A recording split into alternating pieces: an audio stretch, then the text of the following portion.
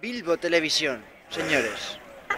Aquí acaba de ocurrir una gran catástrofe, señores. Una cola Y la escuela.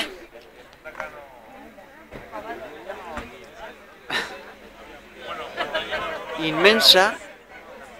Total, ¿para qué? Para pagar 20 euros para llegar al puto Bec por no coger el puto autobús gratis.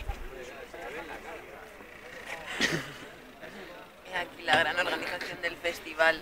Cuéntanos. Nos está proporcionando unas papeletas para apuntarnos al torneo de mus mientras esperamos al Claro, taxi. hay que inventar cosas nuevas. Para conseguir una papeleta también hay que pagar, ¿eh? Claro. Aicea está de resaca, ha tenido una noche movidita. Un 6 de julio San Fermín. He dormido 4 horas.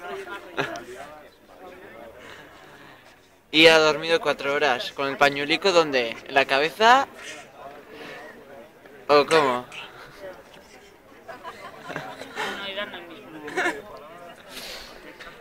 Aicea Goñi. Cuéntanos tu historia, que es muy emocionante. Sí, hostia. No te tapes la cara, que ya... A ver, enseña tus atributos a cámara.